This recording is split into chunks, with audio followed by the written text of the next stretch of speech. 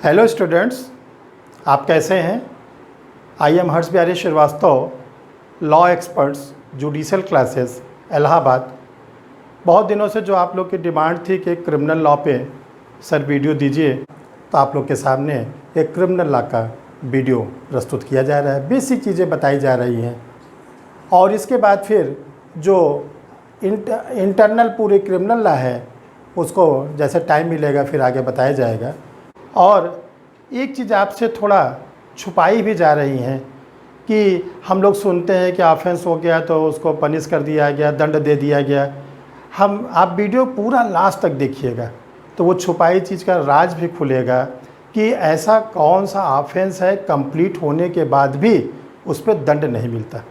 सुनने में बड़ा आश्चर्यजनक लगता है, लेकिन आप लोग इसको लास्ट तक जब देखेंगे तो वो राज भी खुलेगा और आप लोग को बहुत अच्छा लगेगा। तो देखिए, जो क्रिमिनल लॉ है इसके दो पार्ट हैं। एक हम लोग बोलते हैं इंडियन पेनल कोड और दूसरे को हम लोग बोलते हैं कोड ऑफ क्रिमिनल प्रोसीजर, भारतीय दंड संहिता और दंड प्रक्रिया संहिता।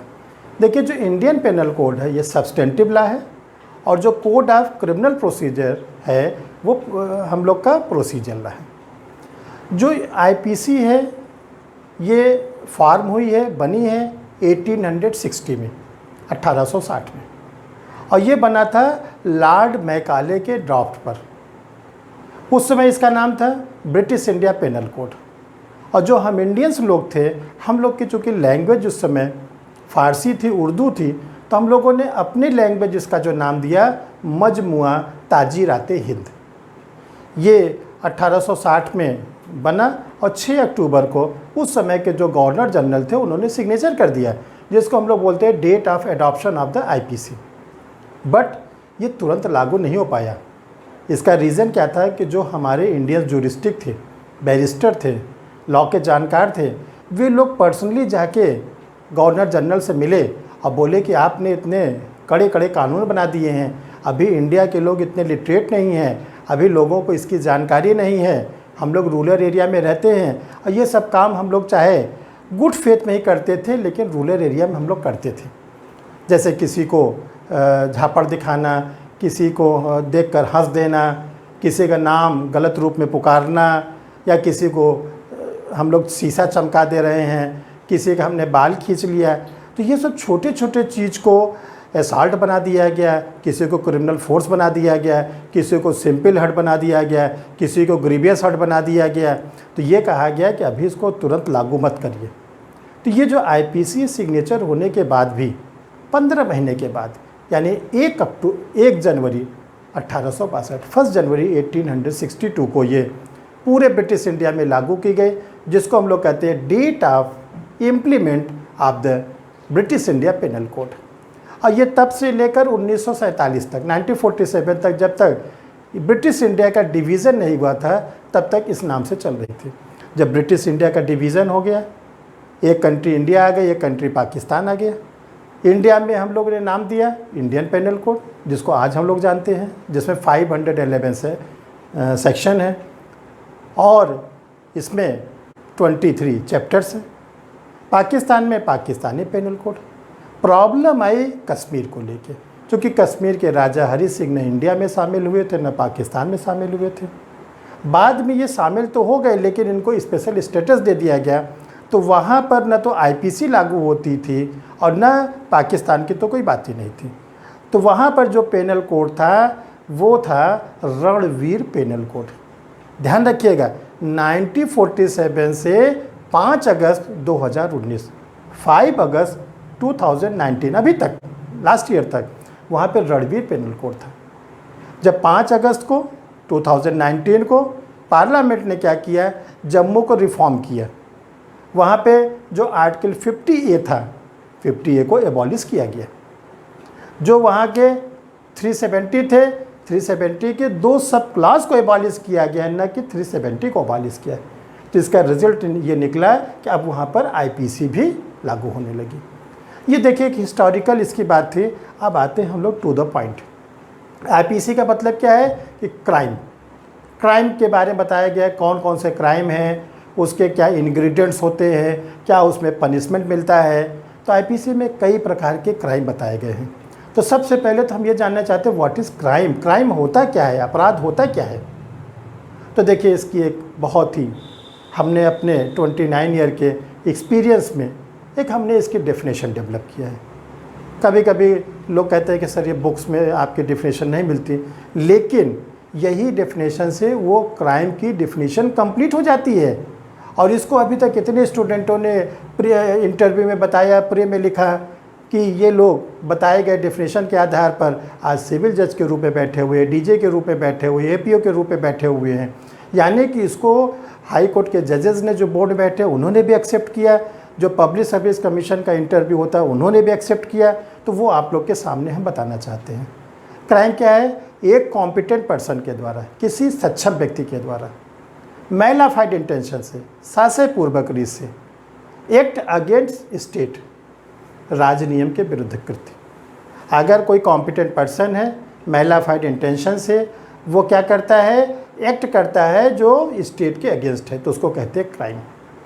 अब ये जो क्राइम है इसके जैसे फ्लो चार्ट में आप देख रहे हैं इसके 4 इंग्रेडिएंट्स हैं। पहला ह्यूमन। देखिए जो क्राइम हमारा होता है ये केवल ह्यूमन के ऊपर लागू होता है, जानवर के ऊपर लागू नहीं होता, कुत्ता बिल्ली बैल के ऊपर लागू नहीं होता। और ह्यूमन में भी कहा गया है कि ये जो क्राइम है लिविंग पे लागू होगा, लिविंग जिंदा मानव पे। अगर कोई मर गया है तो नहीं लागू होगा। दूसरा कहा गया है कि ह्यूमन प्लस मेंसीरिया।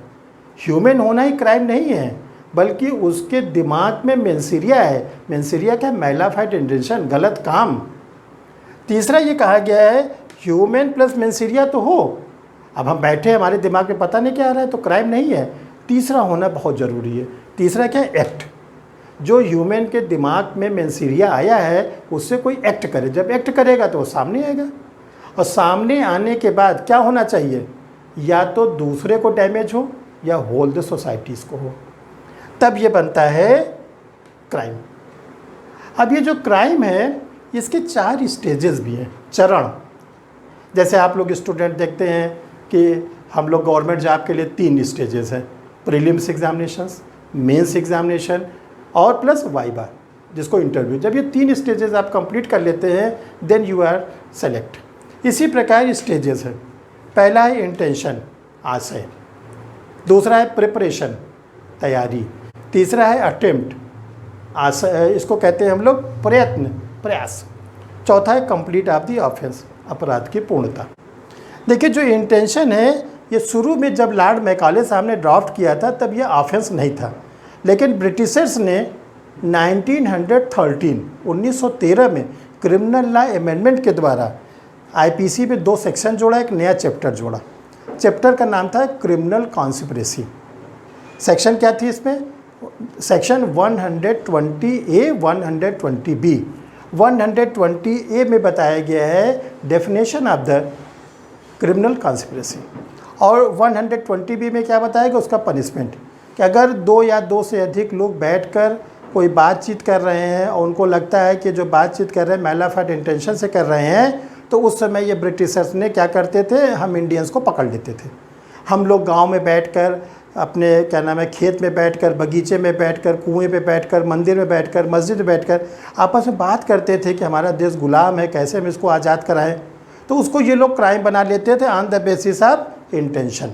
केवल यही एक ऐसा सेक्शन है जिसमें इंटेंशन के बेसिस पर किसी को अरेस्ट किया जाता है। दूसरा है प्रिपरेशन। देखिए जब आशय हमारा दुराशय हो गया, मैलाफाइड हो गया, तो ये कहा कि हम लोग कुछ तैयारी करते हैं। जब उस तैयारी को करते हैं तो उसी को बोलते हैं प्रिपरेशन। वैसे तो प्रिपरेशन नॉर्मली जो है पनिशबल नहीं होता, लेकिन कुछ क्या है, प्रिपरेशन पनिश होते हैं। जैसे डकैती डालने की तैयारी करना, अटेम्प्ट टू डकैती, सेक्शन 399 आईपीसी।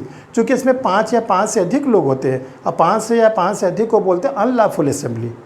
जैसे सरकारी नोट छापने के लिए कागज़ अपने पास रखना, मशीन अपने पास रखना, चूँकि हम लोग एथराइज नहीं हैं तो कुछ प्रिपरेशन को वहाँ पर पनिशमेंट बताया गया है।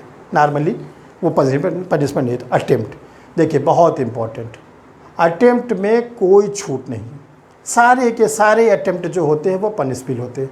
अटेम्प्ट का मतलब अधूरा, यानी कि ऑफेंस जो है, क्राइम जो है अधूरा रह गया। जैसे किसी का हमने मर्डर करना चाहते हैं लेकिन वो बच गया, मर्डर करते तो 302 लग जाती, लेकिन चूंकि बच गया है तो इंडियन पेनल कोड में कहा गया 307 लगेगी।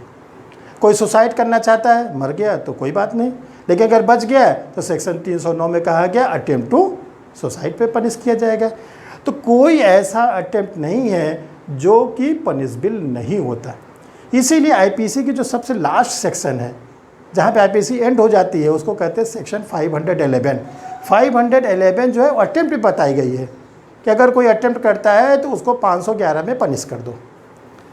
चौथा है कंप्लीट ऑफ द ऑफेंस। अगर कोई ऑफेंस कंप्लीट हो जाता है तो पक्की बात है फिर उससे पनिशमेंट मिलेगा। इंटरव्यू में पूछा जाता है कि ऐसा कौन सा ऑफेंस है जो कंप्लीट होने पर भी पनिशेबल नहीं है, स्टूडेंट बेचारा परेशान हो जाता है। तो आज आपको बता देना चाहते हैं पूरे आईपीसी में केवल एक ऑफेंस ऐसा है जो कंप्लीट होने के बाद भी पनिशेबल नहीं होता, और वो क्या है? सुसाइड। क्योंकि जब सुसाइड कर लिया तो वो हो गया डेड बॉडी। अभी हमने आपको बताया कि लिविंग पे लागू होता है, जिंदा व्यक्ति पर, और सुसाइड के मैटर विक्टिम कौन है? जो मर गया। एक्यूज कौन है? जो मर गया। तो न तो विक्टिम है, न तो एक्यूज है, न तो शरीर है, तीनों चीज़ नहीं है। तो जब तीनों चीज़ नहीं है तो उसके ऊपर कोई आईपीसी के सेक्शन नहीं लगेगी। यही इसका एक केवल अपवाद है, बाकी कोई ऐसा कंप्लीट ऑफ द ऑफेंस है जिसका अपवाद ना हो।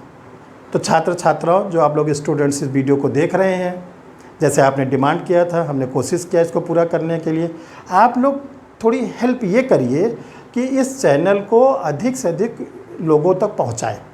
आप सब्सक्राइब करें, और जो लॉ के स्टूडेंट हैं या जो आपके और फ्रेंड्स हैं जो लॉ के नहीं है, उनको भी ये सब जानकारी एक समाज में रहना बहुत ज़रूरी है। तो उसको आप लोग सब्सक्राइब करें चैनल को। और ये अभी बहुत से वीडियो टाइम टू टाइम आते रहेंगे। वो कुछ वीडियो हमारे छोटे बच्चों के लिए, जो 12th वगैरह के बच्चे, उनके लिए भी रहेंगे। कुछ ऐसे जो LLB कर रहे हैं उनके लिए भी रहेंगे, LLM वाले के लिए रहेंगे। और देखिए, मेन फोकस तो हमारा रहता है जुडिशल सर्विसेज। क्यों? क्योंकि आपको जुडिशल सर्विसेज में आना ही आना है अगर आप लॉ कर रहे हैं। मेन मोटिव यही है। तो उसके लिए आप चाहें तो हमारा जो मोबाइल नंबर है उस पर आप हमसे कंसल्ट कर सकते हैं। तो आप, हमारी ऑनलाइन क्लास चलती है। जब से कोरोना का ये कोविड का दौर चल रहा है तो ऑफलाइन क्लासेस जो है गवर्नमेंट ने भी बंद रखे हैं, और हमने अपनी सुरक्षा के लिए, आपकी सुरक्षा के लिए हमने बंद कर रखे हैं। तो इस समय पूरी क्लास ऑनलाइन चल रही है। सारे स्टेट के बच्चे जुड़े हैं हुए इससे। तो आप भी अगर उससे जुड़ना चाहते हैं, APO की क्लासेस है, सिविल जज की क्लासेस है, HJS की क्लासेस है, LLB के क्लासेस है, सबका टाइम अलग अलग बना हुआ है। तो आप भी जुड़ सकते हैं। आपके वीडियो में नंबर हमारा दिया हुआ है, आप उनसे बात कर सकते हैं, उससे जुड़ सकते हैं। क्योंकि मेन मोटिव ये है कि हमारे लॉ के स्टूडेंटों को अधिक से अधिक लाभ मिले। Thank you.